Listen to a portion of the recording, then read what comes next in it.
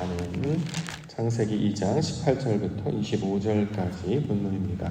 둘이 한 몸을 이룰지로다. 둘이 한 몸을 이룰지로다. 말씀의 제목입니다. 24절에 나와 있습니다. 24절 말씀 보시면 이러므로 남자가 부모를 떠나 그의 아내와 합하여 둘이 한 몸을 이룰지로다. 자, 둘이 한 몸을 이룬다. 의미상으로는 이제 서로 결합하다, 달라붙다라는 의미를 가진 말입니다. 둘이 한 몸을 이룬다고 했기 때문에 여기서 말하는 것은 이제 결혼을 가리키는 말입니다. 사도 바울은 이 말을 에베소서에서 다음과 같이 이해하고 있습니다. 에베소서 5장 31절과 32절에 보시면 사람이 부모를 떠나 그의 아내와 합하여 그 둘이 한 육체가 될지니 이 비밀이 크도다. 나는 그리스도와 교회에 대하여 말한다. 자, 남자와 여자가 결합하는 이야기를 하는 이유는 결혼 이야기라기보다는 그리스도와 교회가 연합하는 것을 나타내는 말이다. 이것을 가르치려고 우리 가운데 보여주신 말이다. 자, 이렇게 설명하고 있는 것이죠. 그리스도와 교회가 연합하는 것, 다시 말해 하나님과 사람이 연합하는 일, 하나가 되게 하시는 일을 설명하는 내용입니다. 하나님의 창조와 구원의 목적은 하나님 우리와 함께 하시는 것이었죠. 하나님과 우리가 한 몸을 이루는 것이고 아버지와 우리가 하나가 되게 하시는 것이었습니다. 왜냐하면 하나님은 생명이시기 때문이죠. 그가 호흡이시고 그가 진리이시기 때문에 그와 연합하여 살아갈 때 비로소 살아있는 자가 되게 하시기 때문입니다. 그러므로 사람이 자신의 생각이나 방법 또 육신의 어떤 본성을 따라 살지 아니하고 우리와 함께 하시는 그분, 우리에게 무언가를 보여주시고 우리에게 먹이시며 입히시는 그것으로 받아들여서 그와 연합해서 살아가게 되는 것, 이것을 하나님께서 구원과 창조의 내용으로 설명하고 있습니다. 그러므로 우리로 하여금 하나님을 의지하게 하고 하나님을 찾게 하시고 그래서 결국 하나님의 사람으로 살게 하시는 일. 우리가 이제 땅의 사람으로 태어났지만 사도 바울은 하늘에 속한 자다 이렇게 이야기한단 말이죠. 왜 하늘에 속하냐면 하나님께서 주시는 그것과 연합하고 받아들여서 연합하고 결합했기 때문에. 그래서 땅과 연합한 자가 아니라 하늘과 연합한 자, 하늘에 속한 자. 자, 이렇게 말씀하고 있습니다.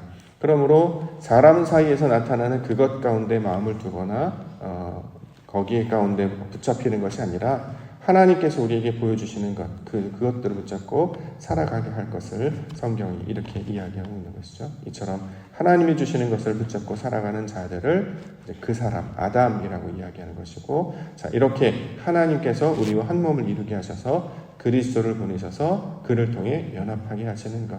자, 이것을 구원의 내용으로 또한 창조의 내용으로 설명하고 있습니다. 우리가 아침마다 말씀을 듣고 또 예배하는 이유는 하나님과 하나가 되기 위해서. 하나님의 뜻이 내 뜻이 되게 하시기 위하여 뜻이 하늘에서 이룬 것 같이 땅이 이루어지는 것, 하나님께서 원하시는 것이 내 안에 들어와서 내가 그것을 받아들이게 하시고 내 스스로가 가지고 있는 욕망이나 자랑을 위해 살아가지 아니하고 하나님이 기뻐하신 그 뜻을 위해 살아갈 때 이것이 바로 구원의 백성이요 하나님이 우리를 부르심의 목적이 될 것입니다. 이처럼 하나님을 붙잡고 하나님께 연합하며 하나님과 한 몸으로 살아가시는 성도님들과 교회가 되시기를 주님의 이름으로 간절히 축원합니다. 자, 그 내용들을 계속해서 설명한데요. 첫 번째는 돕는 배필 이야기합니다. 18절과 19절. 여호와 하나님이 이르시되 사람이 혼자 사는 것이 좋지 아니하니 내가 그를 위하여 돕는 배필을 지으리라 하시니라. 여호와 하나님이 흙으로 각종 들짐승과 공중의 각종 새를 지으시고 아담이 무엇이라고 부르나 보시려고 그것들을 그에게로 이끌어 가시니 아담이 각 생물을 부르는 것이 곧 그 이름이 되었더라. 자, 돕는 배필, 이걸 이제 아내라고 해석하기보다는 우리를 돕는 배필이 무엇이냐면 바로 말씀이라는 거죠. 실제로 문법적으로도 여성형으로 되어 있지 않고 남성 단수, 3인칭 남성 단수, 이걸 돕는 배필이 가지고 있습니다. 그렇기 때문에 돕는 배필이라고 하는 것은 이성을 가리키는 말이 아니라는 거예요. 왜냐하면 성경은 하나님과 나와의 관계를 설명하는 거잖아요. 그렇죠? 그렇기 때문에 이 두 가지 제한적 범위 내에서 이해를 해야 된단 말이죠. 자, 내가 있고 하나님의 말씀이 있고 하나님과 내가 결합이 되어서 그것이 되면 삶 이렇게 되는 것처럼 자, 이제 하나님께서 우리를 홀로 두지 아니하시고 하나님께서 우리 가운데 부어주시는 무언가를 통해서 우리를 도우신다라는 것이죠. 여기서 이제 혼자 산다라는 개념을 우리가 어떻게 이해하면 좋냐면 동굴에 사는 사람 정도로 이해하면 좋지 않을까. 동굴에 사는 사람은 자기 것만 생각하잖아요. 그렇죠? 외부적인 자극도 없고 동굴에 나타난 벽만 바라보고 거기에서 새로울 것도 없고 신기한 것도 없고 아무런 자극도 없고 뭐 살아간단 말이죠.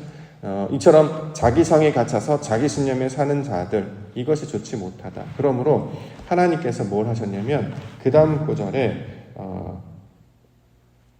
들짐승과 새를 지으시고 아담이 무엇이라고 부르나 보시려고 그것들을 그에게로 이끌어 가셨다. 그랬더니 아담이 그 생물들을 부르는 것이 이름이 되었다. 그게 성질이 되었다 하는 거잖아요. 하나님이 보여주시는 것을 보고 인식하기 시작하여서 거기에 이름을 붙이기 시작했다.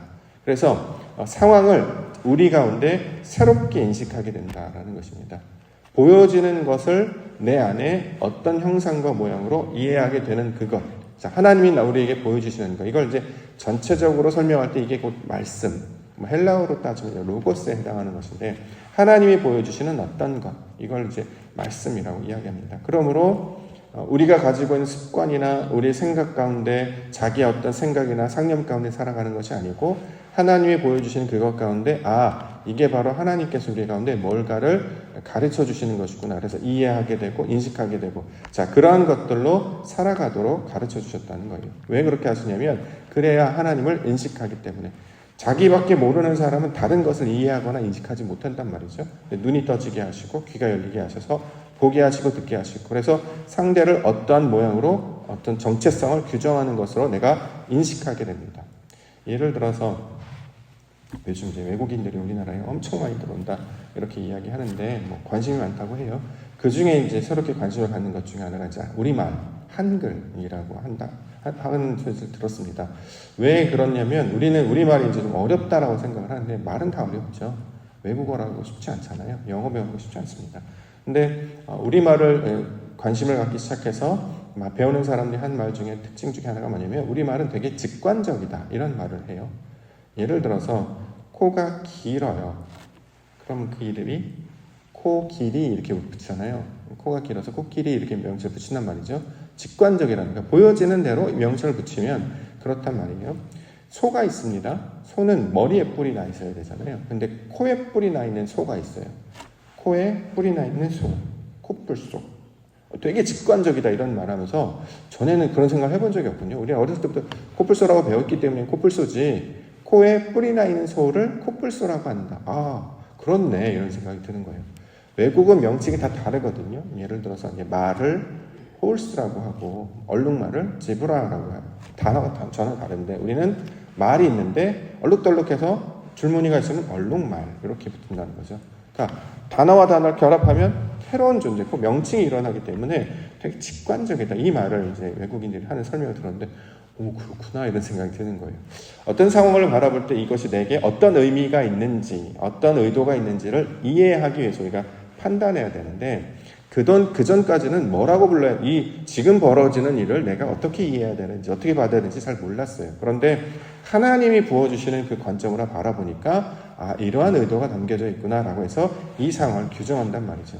이 상황은 예를 들어서 어둠이 찾아오면 그동안은 이게 뭔지 몰랐기 때문에 두려웠는데 어둠은 빛이 나타나는 그 다음 단계구나. 밤이 되고 낮이 되고 아침이 되는구나. 이런 성질을 알게 되고 우리가 이제 사계절을 겪었기 때문에 여름 내내 뜨거운 여름이 계속 진행이 돼서 이러다 타 죽겠다. 그런데 사람들이 버텨내는 거죠.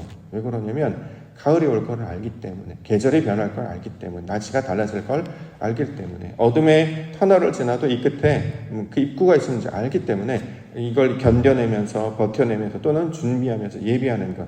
그러니까 상황을 보여주면 그날 사는 것이 아니라 그 다음 단계 가운데 무슨 일이 벌어질지를 알기 때문에 인식하게 된다라는 것입니다. 그래서 하나님이 보여주시는 그것대로 이해하게 되는 것. 이게 바로 하나님께서 우리 가운데 이렇게 소위 말하면 철학적으로 이야기하면 이성 같은 것들이 될 것이고 헬라어로는 이제 로고스가 될 것이고, 우리 성경에서 이걸 말씀이라고 하기 때문에 하나님이 보여주신 어떤 것을 말씀으로 받아들이기 때문에 이것이 우리를 돕는 것이다. 그래서 그와 연합하게 되면, 그래서 혼자 있는 것이 아니라 말씀을 받아들이는 그런 상태가 되면 나중에 이제 하나님이 보여주신 무엇을 보더라도 항상 그것을 받을 수 있는 준비, 이것을 이해할 수 있는 준비로 만드시는 이야기를 이 창조와 구원의 사역으로 말씀하고 있습니다.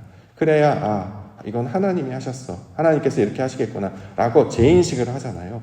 그래서 우리가 세상을 바라볼 때나 있는 그대로 받아들이면 이게 화죠. 예를 들어서 애굽에서 강계입하수, 도구 맥탐장, 강이 막 피로 변하고 막 하늘에서 우박 내리고 난리가 났을 때 자연재해다 이렇게 얘기해서 재앙이다 이렇게 했는데, 하나님의 말씀 모르니까. 근데 하나님의 말씀의 관점에서 그걸 바라보면 이건 재앙이 아니고 표적이죠. 하나님께서 구원을 하시겠다라고 하는 과정이었단 말이에요. 자, 이처럼 하나님의 뜻으로 받아들이게 되는 것을 돕는 배필.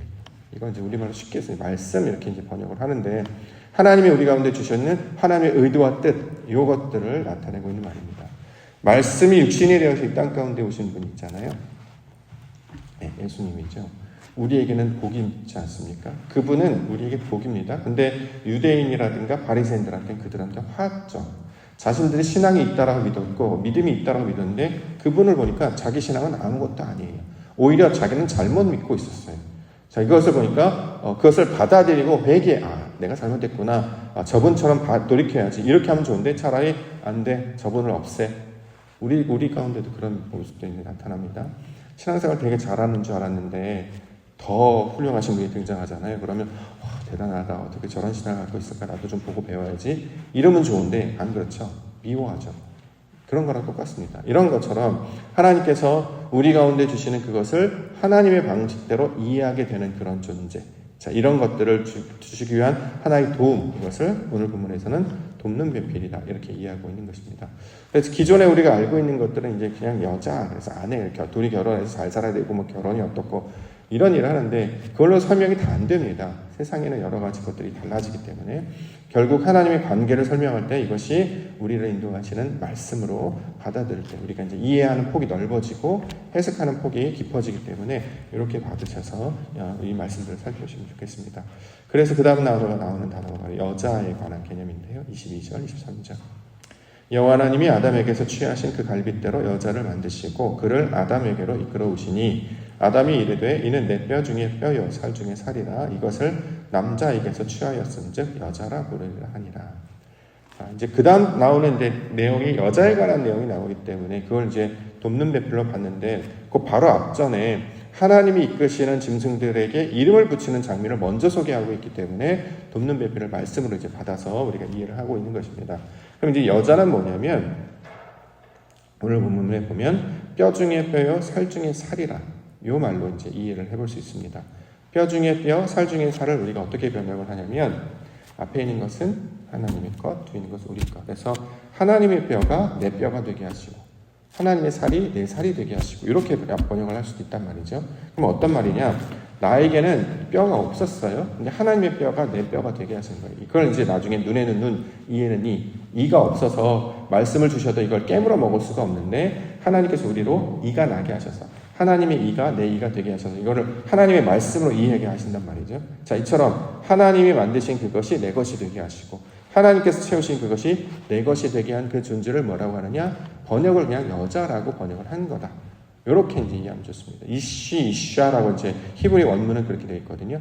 모양이 비슷하고 그 안에 점이 있느냐 없느냐 차이인데 히브리어 공부해 보니까 요거는 이제 이시, 하나님이 말씀하신 그 사람이라는 뜻, 하나님의 형상을 닮은 아담을 가리키는 말이고 여기에 뭐가 들어오냐면 말씀이 들어오는 거예요. 그래서 점이 들어갑니다. 이샤라고 발음을 하는데 그래서 하나님의 사람으로 변화된 것. 그럼 어떤 일이 벌어지냐면 말씀을 받는 준비가 되어 있는 상태. 이걸 이제 여자라고 이제 우리는 번역을 그렇게 한다라는 것입니다. 그래서 이제 여성성을 가진 것이 이제 성경에서는 교회라고 부르죠. 그래서 실제로 칼빈도 교회를 어머니, 여성형으로 이제 번역을 해서 받았어요. 쉬로 이렇게 대명사로 이렇게 받았단 말이죠. 왜 그렇게 하느냐? 우리가 생각하는 생물학적 남자 여자 개념이 아니고 하나님의 말씀을 받는 성질을 가진 자로 바뀐다는 거예요. 이렇게 그래야 하나님의 말씀을 받게 되지 않겠습니까? 성도가 말씀을 받아야 되죠. 교회가 그리스도를 받아야 되죠. 그래서 둘이 한 몸을 이루는 거예요. 그러니까 그 속성과 원리를 통해서 하나님이 어떻게 우리와 연합하시는지를 설명하시려고 이 이야기들을 펼쳐주고 있기 때문에 자, 이 말씀으로 받게 된다라는 것입니다. 그래서 어렸을 때 여자아이, 그래서 성경에 보면 시온아, 딸아, 예루살렘아 이렇게 표현을 해요. 그 아이가 자라면 뭐가 되냐면 교회가 되는 것이죠. 성숙한 여자가 되는 것처럼. 그래서 그리스도가 신랑이 되시는 것. 그래서 이제 슬기로운 처녀가 기름을 준비해서 신랑 맞을 준비를 한다라고 할 때 그 신랑이 그 남자, 성경에서 말하는 그리스도를 가리키는 말이잖아요. 우리가 진리와 연합하고 하나님과 연합하고 생명과 연합하고 빛과 연합하고 하나님과 연합하는 자가 되는 것이 하나님의 구원 사역이라는 거예요. 그걸 모르면 자꾸 다른 것에 마음을 두게 되니까 그렇게 되면 어떤 일이 벌어지냐. 호세아서에 나타나는 고멜처럼 망해야 버립니다. 잘해줄 줄 알았는데, 좋은 사람인 줄 알았는데 망해요. 완전히 버림받게 된단 말이죠. 세상의 지성, 세상의 뭐 어떤 처세, 세상의 어떤 그런 것들, 그것이 날 구원할 수 있을 것이라, 물질, 뭐 여러 가지 개념, 날 구원할 수 있을 것 같지만 아무것도 없다라는 것을 솔로몬이 경험했다라고 하지 않습니까? 헛되고 헛되다, 바람을 잡는 것 같다. 그러니 어떻게 되느냐? 창조주 하나님, 그걸 언제 하느냐? 젊을 때, 청년의 때. 이 청년은 우리가 이제 나이로 따지면 20대, 30대 뭐 이런 걸 이제 청년이라고 이야기합니다만, 말씀을 깨달아서 자녀들이 말을 하고 청년들은 환상을 보는 하나님의 것을 보기 그때에 아버지 하나님을 기억하라 이렇게 말씀하고 있는 것입니다. 왜냐하면 그가 우리와 함께 하시길 원하시기 때문이다. 그래서 오늘 창세기는 세상 만물을 창조했던 이야기가 아니라 우리가 새로운 피조물로 변하는 이야기를 하고 있는 것이다. 자, 이렇게 우리가 이해할 수 있게 된다라는 것이죠. 25절. 아담과 그의 아내 두 사람이 벌거벗었으나 부끄러워하지 않는다. 성경에서 이제 벌거벗었다라고 하는 것은 아기의 상태를 말하죠. 자기를 보호할 수 있는 것이 아무것도 없는 것. 짐승들은 뭐 이빨도 있고 발톱도 있고 뭐 가죽도 있고 뭐 강한 힘도 있고 날개도 있고 무슨 어려운 일이 벌어지면 그 힘을 발동해서 도망가거나 맞서 싸우거나. 근데 사람은 자기를 보호할 수 있는 것이 아무것도 없잖아요. 가죽이 있는 것도 아니고 무슨 손톱, 발톱이 있는 것도 아니고 이빨이 있는 것도 아니고 날개 있는 것도 아니고 그냥 애기같이 그냥 뻘덩이, 핏덩이 그 상태란 말이죠. 그런데 부끄러워하지 않는다. 다른 말로 이제 두려워하지 않는단 말이죠. 왜 그러냐면 하나님께서 우리를 보호하실 그것이 있기 때문에. 그래서 사람에게 있는 특징 중에 하나가 뭐냐면 지혜가 있죠. 지혜가 있기 때문에 그것들을 감당하며 나아가게 된다라는 것입니다. 실제로 삶에서도 사람들이 이것들을 이제 다스리며 살아가게 되는데 그 원리가 무엇이냐면 힘은 없어도 가죽은 없어도 우리를 보호할 어떤 것들을 갖출 수 있는 그런 능력이 있기 때문인데 여기서 말하는 이 능력은 하나님을 우리의 방패 삼을 수 있고 말씀의 도움을 받아서 그 문제와 상황을 인식하여 하나님의 뜻으로 나아갈 때 자, 이것을 통해 부끄러움이 없는 상태가 되게 하신다라는 것입니다. 그래서 우리가 온전하고 완전한 그 충만의 상태가 무엇이냐면 주님께서 허락하신 그 말씀과 결합할 때, 다시 말해 하나님과 한 몸이 이룰 때, 둘째 아들이 아버지 집에 돌아올 때, 이게 바로 부끄러움이 없는 상태, 모든 것들이 샬롬, 평강과 평화, 그 안식의 상태가 되는 것을 가리키는 말입니다. 그렇기 때문에 창세기 1장과 2장 오늘까지 끝났는데 자, 이 모든 것을 종합해보면 하나님께서 우리와 함께 하시길 원하셔서 그 하나님과 한 몸 되어 이룰 때 부끄러움이 없는 상태가 될 것이다. 이게 온전하고 완전한 하나님의 구원의 완전한 상태를 말하고 있습니다. 그래서 예수님께서 이 땅 가운데 오셨을 때 나는 완성이다. 율법에 마치며 완성이다. 나를 받는 자는 그 안에서 샘물이 솟아나리라. 그래서 그와 결합할 것을 가리키고 있는 말이고 육신으로는 그 결합이 안 되잖아요. 그가 십자가 달려 죽으셨기 때문에 그래서 성령으로 우리가 찾아오시는 것이죠. 성령 하나님을 우리가 이렇게 간구하고 나아가는 것입니다. 그래서 우리 마음 가운데 하나님의 영, 창세기 1장에서 말했던 그 영이 그리스도의 영으로 우리 가운데 함께할 때 우리는 부끄러움이 없고 두려움이 없는 자로 나아가게 된다라는 것입니다. 그 모양으로 저와 여러분들을 불러주셨습니다. 그래서 이걸 복음이라고 하죠. 와, 기쁨의 소식이구나. 이렇게 우리를 감당해내시는구나. 그러면 삶의 인생 가운데 모든 것들이 그와 관련된 내용을 보여주시는 것이기 때문에 한편의 드라마와 같이, 영화와 같이, 스포츠와 같이 흥미진진하고 아주 재밌고 결국 해피엔딩으로 끝나게 될 것을 우리가 소개하고 있는 것입니다. 그 하나님이 하시는 그 놀라운 하나님의 일, 그 하나님의 나라의 놀라운 이야기들을 내 이야기로 받아들이고 우리를 늘 좋은 것 주시는 신랑 되신 그리스도와 연합하기를 소망하시며 그렇게 하나님 나라 백성으로 살아가시는 성도님들과 되어주시기를 주님의 이름으로 축원합니다. 알겠습니다.